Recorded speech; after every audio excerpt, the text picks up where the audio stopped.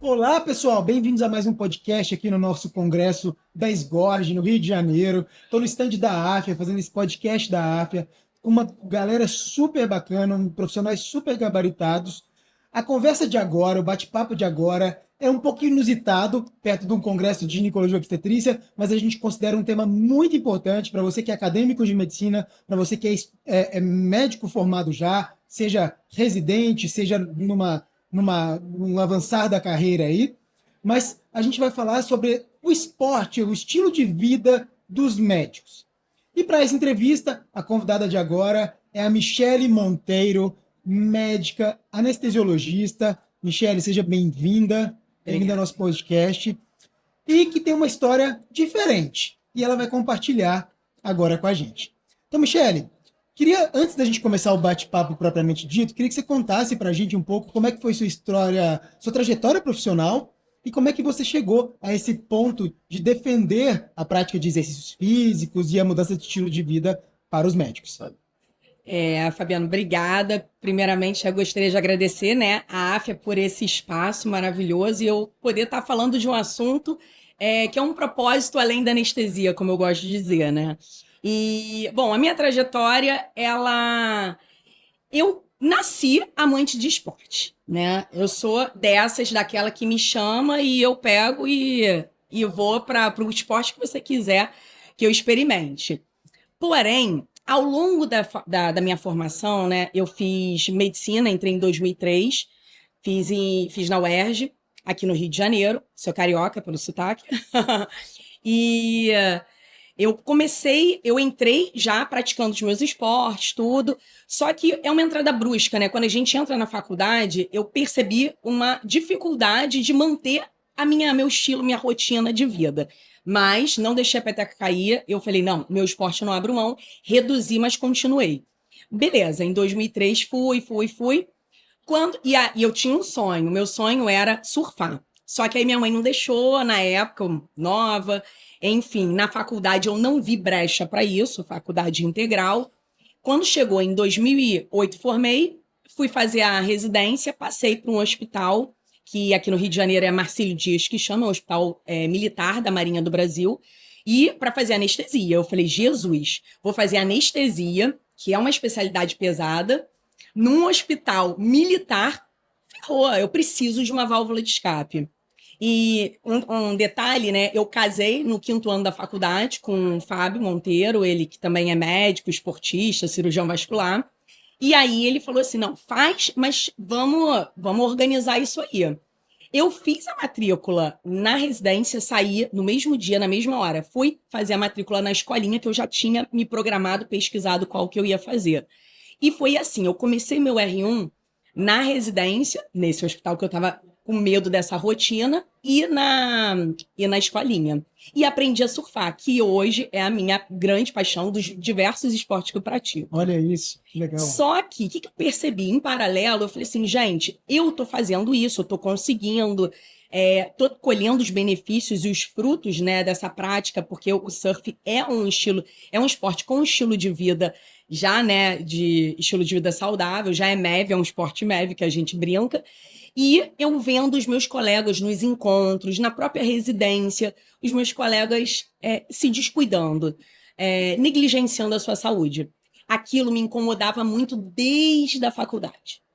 Aí, encontros de faculdade, você descobre que um está com hipertensão, diabetes, fumando, bebendo, obeso. E eu falei, gente, isso não é certo. Aquilo ficava uma sementinha dentro de mim. Eu sempre conversando com o Fábio. Falei, gente, não é possível. Foi quando, só em 2019, 10 anos Nossa, depois, adoro tecnologia, eu mexendo, né? Eu falei, caramba, esse pessoal saindo do Facebook e indo pro Instagram. Falei, caramba, Instagram, não é possível, não vou encontrar médico que pratique esporte, só eu e você, Fábio, não é possível. Aí eu achava que era algo do Estado, algo cultural, algo regionalizado. Mas enfim, criei o Instagram Médicos Atletas. Beleza. Começou a me surpreender. Foi ali que eu comecei a descobrir que realmente existia um problema. Por quê? Começaram a surgir colegas me procurando no Instagram. Poxa, bota minha foto, conta minha história. Mas também surgiram colegas ao longo desses 5 anos, quase 6 anos, que estavam precisando de ajuda. Muitos colegas falando, poxa, eu não tenho essa vida que você prega no movimento, prega nessa comunidade. Eu ainda não estou conseguindo, eu estou trabalhando muito. E aí eu comecei a ver esse problema, né? E é um problema social, né? É um problema de saúde pública. Bom, no movimento também, aí a gente ao longo aí eu vou contando um pouco, né? O movimento tem muita coisa. No movimento eu descobri que eu não conhecia, apesar de ter esse estilo de vida, a medicina do estilo de vida. E eu conheci, não foi no início do movimento, foi do meio para agora, onde eu fiz um curso de formação, porque eu não sei se você sabe, Fabiano, mas a medicina do estilo de vida no Brasil não é especialidade, Sim. né? Então a gente vai levando como uma área de atuação ferramentas para a nossa prática médica. E aí eu decidi fazer o curso da MEV Brasil, que chama MEV Clinic, que é um curso de introdução. E apaixonei. Eu falei assim, gente, era isso que a gente tinha que aprender na faculdade. Né? A gente tinha que aprender um pouco mais de exercício, um pouco mais de alimentação, um pouco mais de autocuidado. E me encontrei. E só para te atualizar, eu estou trazendo a medicina do estilo de vida para a minha prática. Aí todo mundo, anestesia só se for na dor. Não, eu não faço clínica da dor. Mas eu estou trazendo para as minhas consultas pré-anestésicas. Faço uma análise completa, eu chamo de anestesia saudável. E que tem tudo a ver, né? Que você prepara o seu corpo, a sua mente para receber drogas anestésicas que influenciam, né, no nosso corpo, na nossa dinâmica. E eu agora tô apaixonada, né? Tô fazendo a medicina do estilo de vida. E fui convidada também esse ano para fazer parte dos professores, do corpo dos professores da MEV Brasil. Parabéns. Muito legal saber dessa história sua. E eu acho que é interessante a gente começar esse bate-papo falando alguns dados. Eu acho que quem está assistindo a gente não deve saber como é esse percentual de médicos que tem um estilo de vida muito ruim ainda, né? Então, eu queria trazer alguns dados para vocês. A AFIA fez um relatório que eles chamam de Panorama da Saúde Mental do Médico, tá? Então, foi realizado em 2022, um número gigante de entrevistados, e as respostas foram as seguintes: 47% dos médicos. Na verdade é o seguinte: as principais causas atribuídas aos sintomas de burnout pelos entrevistados foram excesso de horas de trabalho, 47%, remuneração insuficiente, 32,6%, falta de realização profissional, 30,6%, excesso de tarefas burocráticas, 27%. Além disso, ele avaliou também o estilo de vida desses médicos, né, de acordo com esse panorama. Então, a maioria dos médicos não possui um estilo de vida compatível aos bons desfechos relacionados à saúde. A maior parte dos médicos participantes não tem uma boa noite de sono. Cerca de 35% afirmaram dormir entre 6 e 8 horas, sentindo que dormiram o suficiente para se sentirem descansados. Para médicos em especialização, 46% relataram que é raro ou ausente uma noite de sono reparadora. Gente, a gente está falando de metade praticamente dos médicos durante a especialização que tem uma noite de sono reparadora. Entre os médicos brasileiros, 2/3 dos entrevistados afirmaram não ter momentos de lazer nas 2 semanas que antecederam a pesquisa. Não tiveram nada. 70,7% dos médicos praticantes pode ser considerada sedentária, dos médicos que já estão na atuação. Sedentário, 70%. Em relação às estratégias para manejo do estresse, mais de 70% dos médicos nunca praticaram meditação ou mindfulness com regularidade e apenas 6,4% afirmam praticar sempre ou frequentemente, ou seja, a minoria, quase nada. A maior parte dos médicos no Brasil refere uma rotina alimentar com predominância de alimentos frescos em relação a produtos industrializados, o que é bom, mas quando a gente fala de médicos em especialização, eles relatam o contrário. A participação em ações de voluntariado. Mais de 75% dos médicos entrevistados raramente ou nunca se dedicam a ações de voluntariado de qualquer natureza. E menos de 4% dos participantes relataram participarem sempre dessas ações. Os médicos brasileiros parecem tirar em torno de 2 semanas de férias ao ano, sendo que quase metade não tem seu período de férias remunerado pelo empregador. Ou seja, são autônomos ou são trabalhadores PJ, né, que muitas vezes pararam de trabalhar, não recebem 2 semanas anuais de férias. Mesmo assim, em 36,9% das avaliações, a resposta para a qualidade de vida foi boa ou muito boa. A gente é trouxa ou o quê, Michele? O que é Poxa. isso? Me ajuda a responder essa pergunta agora, né? Olha, é assustador, É né? assustador, é assustador. São dados que muito me impressionam. Então eu queria, para começar esse bate-papo, né, após mostrar esses dados aqui que a AFIA realizou, queria te perguntar quais que são os principais desafios que os médicos enfrentam em sua rotina que impactam na saúde física e mental. Fabiano, são muitos os desafios, né? Na verdade, assim, eu costumo dizer nas palestras que eu vou dar nas universidades e nos congressos, quando eu vou falar sobre a saúde do médico, que o problema começa lá aonde eu detectei. Lembra que eu te falei? Na graduação, a verdade é que a gente não aprende. A gente não aprende a lidar com isso. A gente não aprende a lidar com essa rotina. O maior desafio do médico é ser médico. Por quê? Porque a gente tem, se você for comparar as profissões, claro, não estou diminuindo nenhuma profissão, mas é comparativo de. É fato, é diferente. De carga horária, A carga de tudo, né? A horária, carga horária tudo. universitária, de especialização, de tudo é A maior. É maior. formação. Então, o fato da gente ter uma formação médica sem um preparo para esse autocuidado, para essa conscientização, esses dados tinham que estar na ponta da língua de quem entra, de quem eu decidi fazer o vestibular para medicina, eu tenho que saber como é. Mas não, a gente não sabe. E aí a gente vai descobrindo lá na frente. Isso é uma bola de neve. Então, assim, se você for perguntar, Michele, os principais desafios dentro da nossa profissão, né, da nossa área, independente da especialidade, e eu acredito que isso vem desde a formação, é a carga horária, né? Como você já mencionou, até no infográfico da AFIA já apresentou, a carga horária extensa, com excesso de trabalho. Imagina, são longas horas de trabalho, são excessos de plantão, principalmente, é por isso que aparece nos médicos em especialização.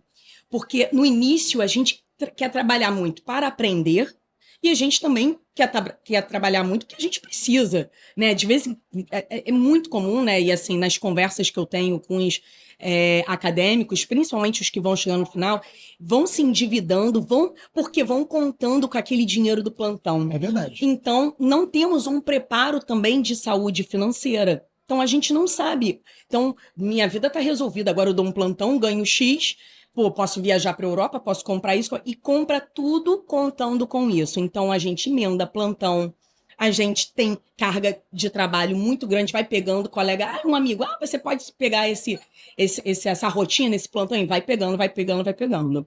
Outra coisa É importante dizer que o valor da residência ele é muito baixo, né? Ainda tem isso. Então, o fato, os médicos depois que se formam, eles têm muita dificuldade de falar, vou depender dos meus pais ainda, depois da graduação, acho que não cabe muito e eles acabam trabalhando fora, mesmo que a residência e a bolsa seja para aqueles que, em teoria, não trabalham fora. Mas a gente sabe que a realidade é que todos trabalham. É isso aí. Eu mesma, na anestesia, eu continuei dando plantão no CTI. Eu tinha semana que eu dormia uma noite em casa durante a residência médica. Emendar plantão, Direto, né? Plantão de 24 horas já é nada fisiológico. Eu acho que até o de 12 você rende. Depois, 24 você já não rende. E quando você junta, o meu marido no bombeiro, ele passou pro bombeiro junto com a residência, então ele tinha que juntar para não pegar. Eram 24, 48 horas, 72 horas. Eu falei, Fábio, que loucura. Hoje a gente para pensar. Falo, gente, como é que pode isso? Então o nosso corpo não aguenta. E vários locais de trabalho. Isso é uma outra característica que eu tenho visto muito nos médicos recém-formados, ou até já com especialidade. Avançada, isso aí pega geral, e vai trabalhando em várias cidades, e isso é gravíssimo. Até em maio, teve o Maio Amarelo, né, de acidente de trânsito, eu fiz um alerta no movimento para isso. Colegas se acidentando nas estradas, porque estão virados de sono e vão para outra estrada pegar o plantão. Então, assim, Eu já bati o carro pós-plantão. Olha aí. Então, eu sei, nesse dia eu falei, esse plantão não dou mais, parei, enfim. Mas a gente não tem a orientação. Não tem. Né? Não tem. Bom, outra coisa, as condições de trabalho também e a infraestrutura que é inadequada, né? Aqui no Rio de Janeiro, poxa, você chega, vai dar um plantão. O quartinho para você dormir a beliche era quebrada. Eu virava, a beliche tombava. Você chega no refeitório, só tem junk food, ou só tem uma comida totalmente feia, revirada, e aí vou pedir uma pizza. Então, assim, a gente começa a não ter condições boas de trabalho, locais para dormir, a baixa remuneração, como você já citou. Acho que tem uma tendência à busca pelo prazer também, né? Uma vez que a gente tá ali, desculpa, mas a gente tá na merda ali do plantão, né? Que você já tá estressado com a situação, Eu mereço, cansado. né? Eu mereço. Eu Eu mereço. Não mereço. durmo direito, tô trabalhando igual um camelo. Melhor comer direito. E o comer direito é carboidrato, coisas super Porque vai dar o calóricas, prazer vai rápido, dar né? prazer, saborosas, né? Gordura, carboidrato, delícia, né? Então é Exato. isso. E é por isso que muitos plantonistas e residentes também acabam engordando, porque vão comendo muita porcaria. Inclusive, tem um estudo que saiu na revista de Educação Médica da Sociedade Brasileira de Educação Médica, que os nutricionistas fizeram com a graduação dos estudantes e viram que acompanharam a mesma turma, do primeiro ao sexto ano da faculdade. No primeiro ano, a prevalência de sobrepeso era de 18,3%. Quando chegou no sexto ano, chuta para quanto aumentou? 50. 83,3%. Meu Deus! As Nutris não acreditaram. O artigo é sensacional, que eu falei, gente, a Nutri decidiu estudar o estudante de medicina. É assustador. É assustador. Aí você pensa assim, poxa, agora que eu terminei a faculdade, minha vida vai melhorar. Eu sou residente, eu vou ganhar mais, pelo menos mais do que no internato, na graduação. E aí eu vou chegar e vou fazer o que eu quero. Negativo. Nesse mesmo estudo mostrou que na residência, os médicos residentes e especializandos ganham de 7 a 9 quilos. Por quê? Porque mas eu acho que a gente fala depois, né? E uma outra coisa também que eu queria chamar a atenção é que a medicina, ela gera um estresse, uma carga de estresse para a nossa saúde mental por conta da profissão muito grande. Isso é um grande desafio. O médico é muito estressado, o médico tem muita responsabilidade. E aí, isso também varia muito com as especialidades, né? Na anestesia, a gente não podia piscar o olho. O paciente estava lá, de 80 de frequência, estava 40, 30. Então, assim, é uma carga, uma pressão muito grande. A gente sai da graduação e sofre uma pressão ainda maior do que a graduação quando a gente se forma. É verdade. E o que você acha que são as estratégias mais eficazes para a gente conseguir equilibrar, então, né? Já que nós estamos falando, ok, trouxemos os dados, vimos que nós somos realmente um problema, mas o que a gente pode fazer para equilibrar essas responsabilidades profissionais com as pessoais? Né? Como é que eu posso conciliar a prática esportiva e, ao mesmo tempo, eu já vou fazer o gancho para a questão da alimentação. O que eu posso fazer para mudar meu estilo de vida, sendo acadêmico de medicina, sendo residente e depois profissional formado? Bom, a gente acaba caindo de paraquedas numa vida não preparada, né? Como eu falei para você. Então, as estratégias que a gente descobre, né, e vai usando, são estratégias que ou uma pessoa mais experiente vai passando, porque se a gente fosse resolver o problema pela raiz, todas essas estratégias, todas as ferramentas deveriam ser ensinadas durante os 6 anos da formação. Uhum. Mas já que não são, eu acredito que existem umas ferramentas, uns pontos que a gente pode pegar mais pesado, assim, chamar mais atenção. A gestão do tempo, ela para mim é obrigatório, é obrigatório para qualquer pessoa, mas para essa rotina totalmente irregular que o médico tem, ela tem que ser obrigatória. Então a gente tem que aprender com a gestão do tempo. A gente tem que aprender a planejar. E aí, isso, Fabiano, vai para todos os pilares da medicina do estilo de vida, por exemplo. Vai para alimentação, vai para atividade física, tudo que você... Gestão do sono. Gestão do sono. Tudo que você planeja, você consegue organizar, o seu cérebro entende e você consegue efetuar, né? Então, planejar, priorizar, aprender a priorizar na gestão do tempo. Você aprende a priorizar.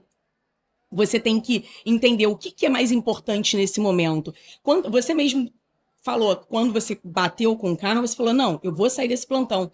E quando você sai, você ver que aquele plantão talvez não era da maneira que você pensava. Meu Deus, eu não posso sair, aquilo dali vai ser para mim uma situação grave. Vou morrer, vou ficar Vou sem morrer. dinheiro, ou não sei o que, não acontece nada disso, né? Porque a gente não aprende a priorizar, não aprende a entender a nossa vida, a olhar para dentro, né, e falar, não, delegar é uma coisa importante. Eu tinha muito, assim, eu já melhorei bastante. Eu era aquela que queria fazer tudo, eu faço isso, eu faço aquilo, ainda mais agora, como mãe, esposa, fundadora do movimento, anestesista, não, quero fazer tudo. Não, existem, ainda mais hoje, em 2024, a gente consegue, né, até à distância, via internet, delegar funções, secretária virtual, tem um monte de coisa, né? Focar. Então, se você chega e consegue entender que você precisa se cuidar, porque esse é o ponto. Vários médicos no movimento, eu conversando, eles não estavam enxergando que eles precisavam se cuidar. E às vezes precisa acontecer algo muito sério para aquele colega entender, não, eu preciso pisar no freio, né? E focar na minha saúde, focar na minha família, meu casamento está acabando, né? Meu relacionamento, meu filho já não me chama de mãe, chama babá de mãe, coisas assim. Você sabe que eu vou até trazer, vou fazer um spoiler, a gente vai falar um pouquinho sobre o que cada um de nós dois fazemos na nossa prática de vida, assim, mas como é que eu fiz uma gestão de tempo adequada? Foi interessante, porque não é que eu era desorganizado, eu cumpria todos os prazos, eu fazia tudo, mas muitas vezes eu me via em situações de extrema pressão, que eu tinha que cumprir aquelas coisas todas, e eu tava assim, arrancando os cabelos, virando madrugada e não sei o quê, e isso me gerava muito estresse. Como é que eu comecei a gerir melhor meu tempo? Eu fiz um curso de especialização em educação e saúde na USP, que é um curso de especialização longo. E tem uma professora, que é a Patrícia Tempsky, que é uma professora maravilhosa, que ela dá uma aula de gestão do tempo. E um dos livros que ela indicou se chamava O Fim da Procrastinação. Nesse livro, é de um autor, se não me engano, um ucraniano ou polonês, eu já do ouvi leste falar desse europeu. livro. Mas esse livro, ele ensina bastante como organizar o seu tempo, como criar melhores hábitos, como fazer... E o legal desse livro é que não são suposições do autor. Ele é baseado em evidência científica. Então ele traz realmente um conteúdo de qualidade. E eu comecei a fazer um mapa do dia. Olha aí. Esse mapa do dia, para mim, foi divisor de águas para que eu conseguisse cumprir todas as metas. Eu confesso que a única meta que eu não cumpri ainda é o sono adequado. Essa aí eu ainda preciso melhorar. Porque o celular ainda me prende, às vezes eu fico trabalhando até mais tarde, a tela, aquela questão da higiene do sono eu ainda não consigo fazer. Mas é a próxima meta. Acho que tô no caminho. Ainda vou conversar sobre isso, mas estou no caminho. Exato, e você tocou num ponto importante, né? Que a gente precisa entender que a meta, ela tem que ser alcançável. Sim. Então, é muito melhor dar pequenos passos, né?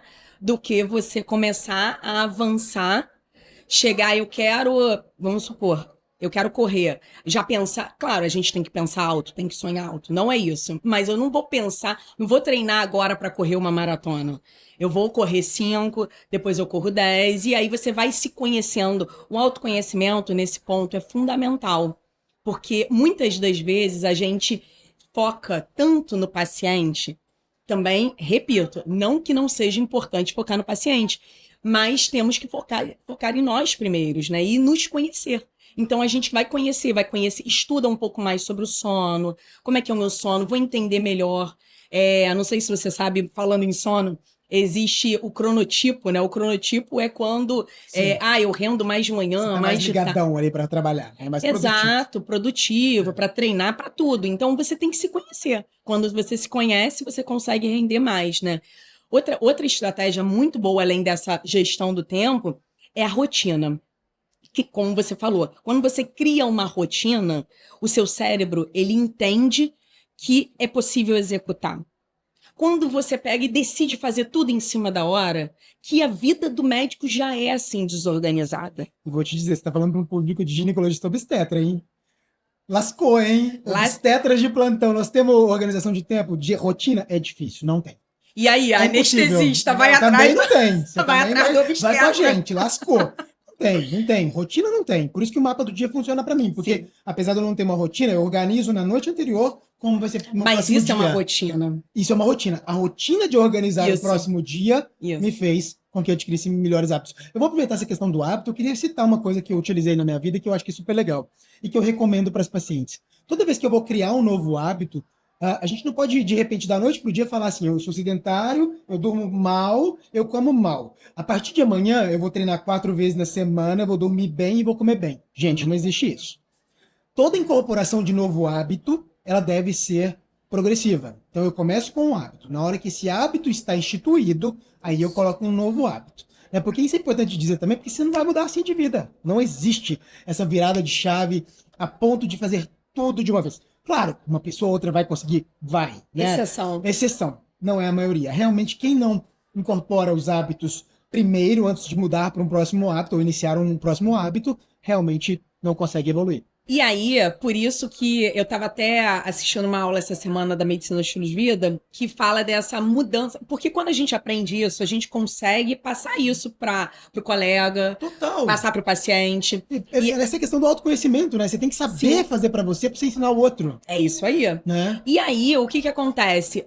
Acaba que muita gente chega e começa naquela empolgação. Eu tenho uma motivação, eu vou fazer, compra tênis, compra isso. E aí vai. Daqui a pouco você vai falar com a pessoa simplesmente não tá mais fazendo e eu não consegui, não. O mais difícil, às vezes, o Fabiano, não é nem iniciar. Né? A pessoa tem até aquela energia para iniciar, mas o manter a constância. é difícil.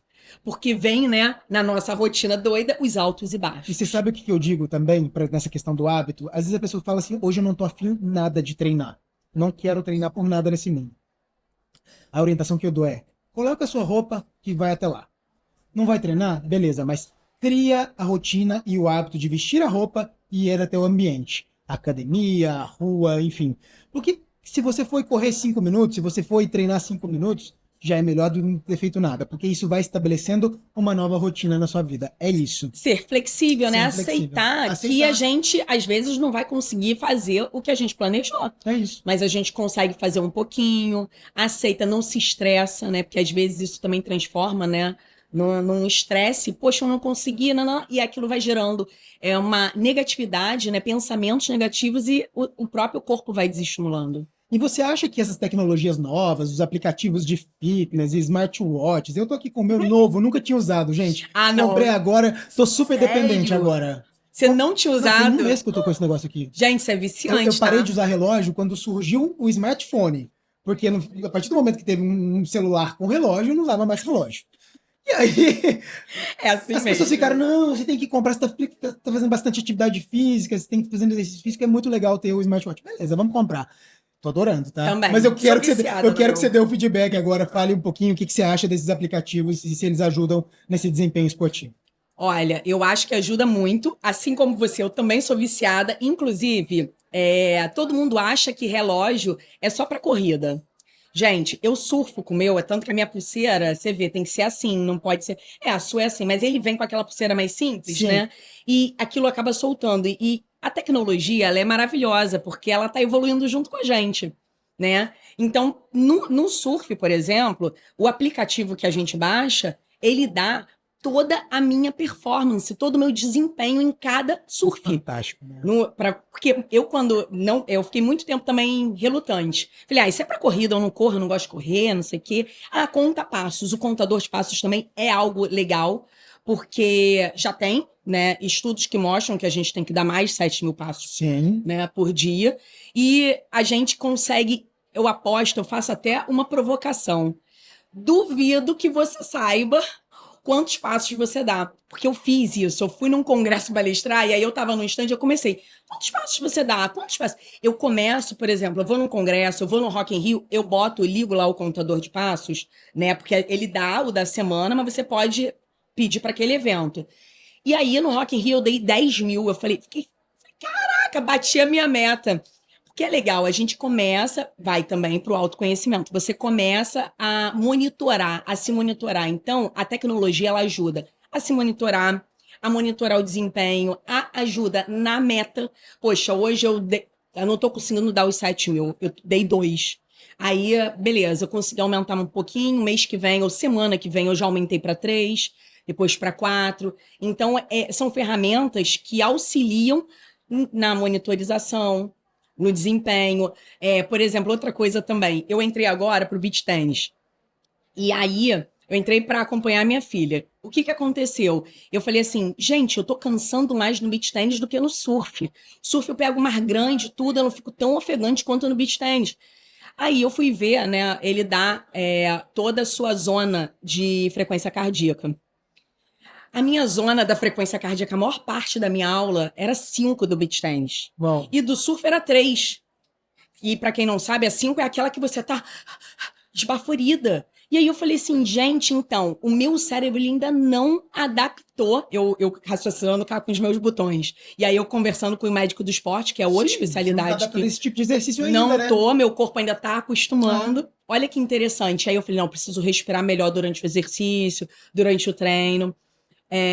Bom, E isso traz conhecimento, né? Isso é muito legal.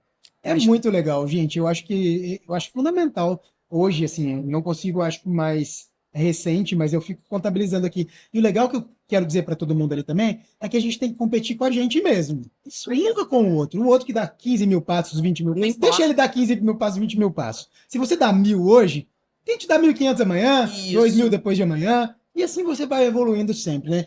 Use você como referência. Então você tem que ser melhor hoje do que você foi ontem. Essa eu acho que é a grande regra do sucesso da vida. E a motivação? Ele não manda umas mensagens pra você, Manda, não? fica em pé, treme, fica em Isso aí. pé. Aí lá vou eu correr, ops. Parabéns! Você alcançou a sua meta Você da alcança a semana. sua meta. Porque Isso você dá bota. dá Isso um aí. orgulho, né? Dá. É muito legal. E você acha que existe alguma política ou iniciativa que deveriam ser implementadas nas instituições de saúde, que a gente sabe que não apoiam muito essas atividades, né, para promover a prática esportiva entre os profissionais?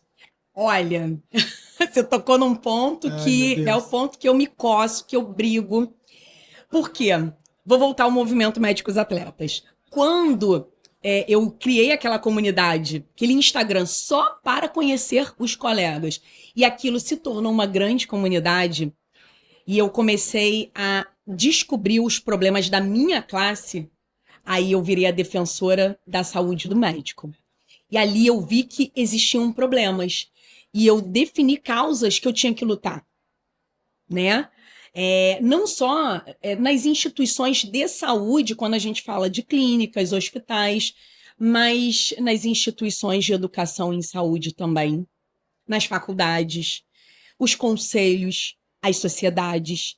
Sabe, Fabiano, o negócio é sério demais. É porque eu mando e-mail e dificilmente a gente é atendido. Não são muitas as sociedades que apoiam, que não porque não querem, mas porque não enxergam a importância e o valor. Enxergam como prioridade, né? Não enxergam. É. E assim, eu até listei aqui algumas, mas tem muito mais, tá? Mas eu listei algumas principais medidas que eu acho que as instituições, toda instituição de saúde poderia se preocupar com o seu colaborador, né?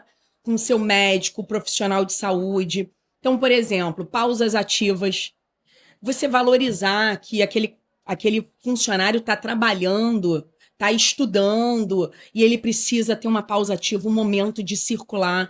Pausa ativa é importante, já está mais do que comprovado cientificamente, né? Tem aquele estudo também do tempo sentado, que é pior do que o tabagismo, gente. Isso é assustador. Palestras educativas, como a gente está falando a todo momento, a gente não sabe, não aprendemos na faculdade. Então é importante que se fale. O óbvio, Michele, o óbvio é importante que se fale. Que se mostre dados e estatísticas. Aí oferecer aulas, né? De repente, parceria com alguma academia, com algum restaurante de culinária saudável, cursos de culinária. O que Ou a gente. esportes em grupo também, entre os próprios funcionários ou alunos, né? Desafios. Desafios, acho que seria bem legal. Vamos todo mundo fazer uma corrida de rua tal dia, né? Acho que são coisinhas que São estimulariam, né? simples, São simples. né? Que eu acho que. Ah, mas não é o foco da empresa, do contratante, né? Não é o foco. Mas aquilo dali vai repercutir em benefícios para a performance daquele próprio profissional. Né? Ele vai trabalhar melhor, ele vai estar bem-humorado, ele vai estar mais disposto, com mais energia. Flexibilizar a rotina de trabalho. Eu sou contra plantão de 24 horas. Eu sou super contra. Por conta do rendimento mesmo. O rendimento cai muito. Cansei de dar plantão de 24 horas. Nas 12 horas eu chegava, gente, de madrugada eu não era ninguém. Então, assim, é complicado. E aquele colega, ele sai dali, vai para outro, É verdade. emenda. às vezes não descansa, sabe? Então, assim, a instituição ela tem que chamar o profissional para conversar, para entender o que está acontecendo. Campanhas de conscientização. Que mais? Promover desafios. Você premiar, porque quando você chega pro profissional e ele conquista alguma coisa, a gente tem que aprender, na verdade, com grandes empresas. Você vê que as grandes empresas elas estão cada vez mais investindo nos seus funcionários. Elas premiam aquele profissional que trabalha mais? Ok. Que rendeu mais, que produziu mais? Ok, mas o que ela deu em troca disso? Ela deu pausa ativa, ela deu uma folga extra, né? Então, assim, eu acho que a gente tem que aprender muito. A área da saúde, ela fica um pouquinho sempre atrás, Demora, do né? Acho que essa corporativo. evolução, né? Vamos lá, eu queria apresentar um livro aqui da Michelle, que chama Médicos Atletas, que tem 23 trajetórias aqui, e uma única paixão, o esporte. São médicos hoje, tinha um acadêmico só, né, quando fez a história, mas ele já está formado também, então já é médico hoje. Eu queria só que você dividisse uma dessas histórias pra gente, uma história que foi impactante para você, que transformou, que teve a vida transformada pelo esporte. Você conta uma história rapidamente, pra gente caminhar pro nosso final do podcast aqui? Bom, vamos lá. Você pediu uma missão impossível, né? Pediu uma missão impossível. Mas, porque assim, o movimento tem muita história inspiradora. Eu imagino. Né? Muita. Imagino que sim. Essas daí são algumas. No próprio movimento, o pessoal já tá pedindo, já tá com uma fila de espera pro próximo livro. Mas teve uma história que é um colega nosso. Ele não tá no livro. Ele não tá no livro porque quando eu fechei a escolha, ele entrou em contato depois e enviou a história depois que eu botei um prazo, né? Das 23, foram mais de 200 histórias enviadas. Foi muito legal a seleção. E o Fábio Cardoso, ele é um cardiologista, intervencionista. Então, o que ele mais trata é doença coronariana. Ele é de São Paulo. Ele tem um Instagram que chama Transpire e Transforme.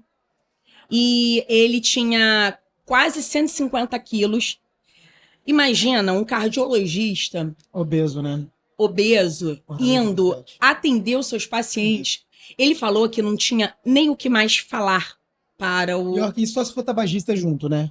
Não era tabagista, não era. Mas assim, a história dele é clássica, sabe, Fabiano? É aquela história de que o colega que vem se perde ao longo da faculdade, se negligencia ao longo de toda uma formação. Imagina, quantos anos ele não estudou, quantos anos ele não se negligenciou para chegar a 148, quase 150 quilos. E aí, ele começou a rotina, ajuda profissional. Isso é uma coisa que eu martelo muito no movimento, que a ajuda profissional, ela orienta a gente. Porque o médico, ele tem um defeito, ele acha que sabe tudo. Comer, não, eu sei comer bem. Ó, quer ver? É só comer verduras e não. Exercício, não, é só começar assim. Só que a gente não sabe, a verdade é essa. Então, a ajuda de um profissional, de um nutricionista, de um profissional de educação física é muito importante. E aí ele começou a procurar as ajudas, utilizar as ferramentas, planejamento, prescrição de exercícios, foi seguindo tudo à risca. E o tempo dele foi passo a passo. Ele virou Ironman. Uau! Que legal. Lindo, né? Muito lindo. E hoje, assim, tem vários vídeos dele no movimento. Ele, assim, é um dos exemplos. Eu tive que escolher um. Tem outros que eu sou apaixonada também, né? Mas aí também a gente deixa aberto aqui, ó, para o pessoal ler tá lá o na livro, loja ó, virtual. muita história aí para conhecer. Tem doutora Ana Simões. Tem um aqui, que é a Bárbara Gomes. A Bárbara, ela é amputada.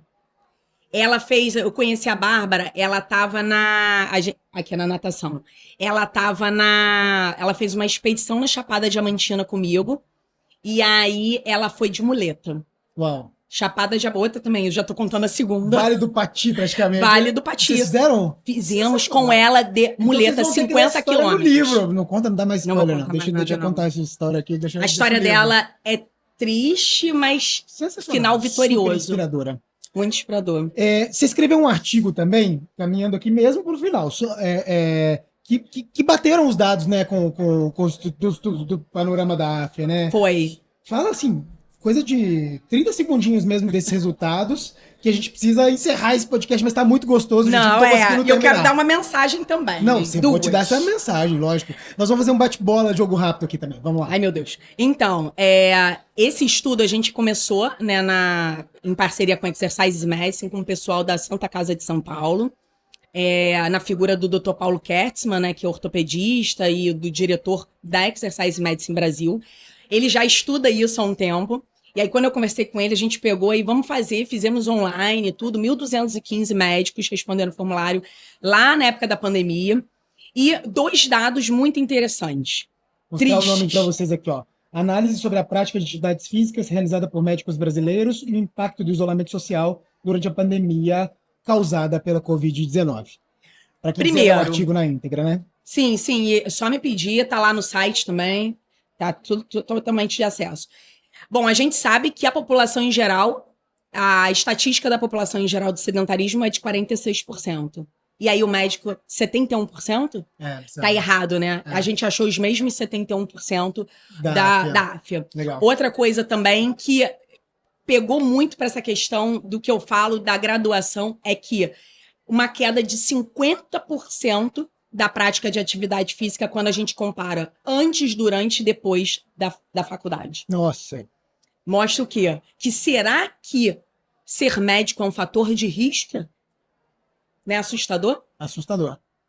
São esses dois, mas tem muito mais dado, mas o pessoal que quiser, depois é só Como dar diria Marília Gabriela, bate bola, jogo rápido aqui. Eu quero que a gente... Eu vou falar também, mas eu quero que você fale. O que você faz de atividade física hoje? Papum. Surf, beach tênis, corrida, musculação, pilates, trilha, skate, patins. Eu faço isso tudo, Meu eu Deus, juro. surtei aqui, gente, também. Eu E faço, yoga mas de não vez em tanto, quando. Tá? Alimentação, como é que você conseguiu regrar a sua alimentação? O que você faz? É o pilar mais enfraquecido meu, mas eu tirei. Junk food, McDonald's, que eu comia na faculdade, tirei. Não bebo refrigerante não sei há quantos séculos. E como fruta, legume, verdura todo dia. E Você come fora ou você come em casa? Ah, não, eu como em casa. Eu me organizei pra comer em casa. Isso é uma coisa importante. Eu sei que é difícil, mas eu me organizei pra comer. Eu também, vou te falar isso já já. Gerenciamento do estresse, você faz alguma coisa? Tô começando a fazer meditação, tô aprendendo. Tô fazendo guiada ainda. Faz yoga também. Faço também yoga. Uma relação E o surf é a minha meditação. E a minha religião, eu sou católica, então, pra mim, todo domingo é dia de missa, é o dia do meu descanso, é o dia da minha saúde mental. Então, religiosidade, espiritualidade é algo que... E o sono, você consegue dormir direito todas as noites? Meu sono é maravilhoso. Graças a Deus, esse é o pilar mais forte meu. E a vida social? Consegue ter uma vida social legal? Organizei, consigo, divido com meu marido, então filhos, trabalho, saio com as amigas, enfim, conexão social, ok. Maravilha. Eu vou falar da minha agora, para vocês também, rapidamente. Atividade física, esse ano foi muito legal, porque eu nunca parei de fazer exercício físico, desde que eu me entendo por gente mesmo. Eu faço exercício há muitos anos, desde os 14, 13 anos de idade. Só que eu tenho fases que eu fazia mais e fases que eu fazia menos. Então, por muito tempo, eu fazia 2 vezes na semana, que a gente sabe que não é suficiente. Então, esse ano de 40 anos de idade, eu resolvi fazer algumas mudanças e alguns ajustes na minha vida. O primeiro deles foi colocar esse exercício físico mais vezes. E uma forma que eu encontrei, que talvez seja interessante para você, foi compartilhar isso nas minhas mídias sociais. Então, eu compartilho todos os exercícios que eu faço nas mídias sociais. Então, eu me propus a fazer 200 exercícios durante esse ano e eu vou lá colocando 1 de 200, 2 de 200, 3 de 200. Estou no 87 de 200. Nós estamos aqui no meio de junho. Então, provavelmente vou cumprir minha meta esse ano. Acho que foi uma das coisas que eu fiz. Vou te desafiar. Agora, você posta e marca @médicos.atletas. Agora, né? O próximo exercício que vai ser hoje, aqui na Orla da Barra, se Deus quiser, eu já posto vocês. Tá bom? Alimentação. Eu descobri que eu comia muito mal quando eu comia fora. E eu fiz umas contas. Eu tinha faxineira na minha casa 2 vezes por semana. Quando eu joguei na ponta do lápis, eu vi que se eu pegasse esse dinheiro das faxineiras, que eu gastava com comida fora de casa, com não sei o quê, dava para eu contratar alguém para ter em casa. Então hoje eu tenho uma moça que trabalha na minha casa, minha paixão, Grazi, um beijo para você, Grazi, que me salva, que faz meus almoços, faz minha comida, me deixa pronto pro jantar ali. Então, isso, felizmente, é uma fase de vida mais avançada, que a gente já tem mais condição financeira, mas que me ajudou demais. Chegando nesse momento, gente, não hesitem em ter isso. Você emprega alguém, dá condição de vida legal para uma pessoa e, ao mesmo tempo, você tem uma qualidade de vida muito melhor. Ô, Fabiano, e a dica também é para quem ainda não chegou nesse ponto, marmitar. Marmitar. Marmitei a minha Tira um residência dia inteira. da semana para produzir a marmita da Sim, semana, não é isso? sim. Um domingo, assim, Sim. vai fazer a marmita da semana. É isso aí, perfeito. E eu fiz isso durante muito tempo também. Gerenciamento do estresse. Eu faço terapia desde os 14 anos, há 26 anos eu faço terapia. Há 26 anos que eu tenho psicólogos que me acompanham. Então, o meu gerenciamento do estresse tem muito a ver com a terapia. Quebrar o preconceito Quebrar também, o né? preconceito, pelo amor de Deus, né, gente? Pra mim é fundamental hoje. Sim. Eu tenho até dificuldade de lidar com pessoas que não fazem terapia. Você não tá fazendo aí, Eu vamos faço, procurar. tá? Esqueci. É. O sono é a minha pior parte. Eu tenho que fazer uma higiene do sono que eu não faço. Tenho dificuldade de largar as telas da noite, então eu realmente fico.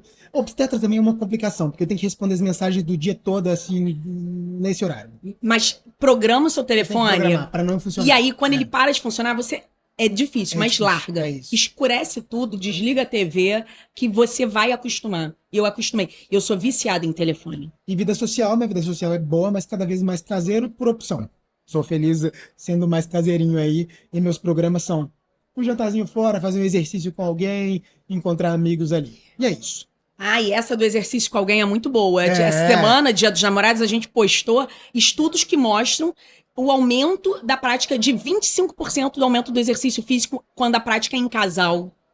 Melhora o relacionamento, melhora a saúde mental. Gente, tem muita literatura mostrando E quanta se coisa tiver boa. condição de bancar um personal também, Sim. muda a sua vida. Muda. Isso faz toda a diferença. Ou uma assessoria. Gente, existem 1000 formas hoje. Não tá nesse ponto ainda? Se una. Faz um grupo de amigos aí dedicados ao esporte, que isso também Isso. muda seu prognóstico aí, com certeza. Vem para a comunidade médicos atletas. Exatamente. Já deixando o recado aqui, pode falar o Instagram já de uma vez? Qual que é? @médicos.atletas. Perfeito. E agora, deixar uma mensagem final para os nossos espectadores. Duas, Fabiano. Tá bom. Vamos lá. Olha, a primeira é falar um pouco desse slogan médicos saudáveis, pacientes saudáveis. É claro que o objetivo aqui era a gente focar em nós, na nossa classe. Mas os estudos já mostram que o impacto, quando o médico se cuida, o médico pratica exercício, o impacto que ele tem na vida do paciente, nessa relação médico-paciente. Então, assim, quando a gente está pensando, poxa, eu vou me cuidar, tenho essa meta, aquela outra, claro, é pensando em nós. Mas isso reflete, vai além da nossa vida, vai na vida do paciente também. Porque se você está ali empolgado, fazendo exercício físico ou uma alimentação saudável, você tem como dialogar isso na consulta com o paciente. E aí o paciente se motiva, porque ele enxerga você como um exemplo. Então esse é o primeiro recado, que vai além da nossa classe. Isso é muito legal. Eu postar, meus pacientes me seguem também, tá? E tem um monte que começou a fazer exercício me seguindo aí. Isso aí. Eu virei realmente um influencer de exercícios que eu nem queria ser, gente, mas eu... Mas é um influencer bom. Um influencer É bom. pra coisa boa. do A gente bem. tem que usar a É rede isso. social pra coisa boa, pra ensinar, pra ajudar os outros, É isso aí. né? E o outro recado final é que a gente tem que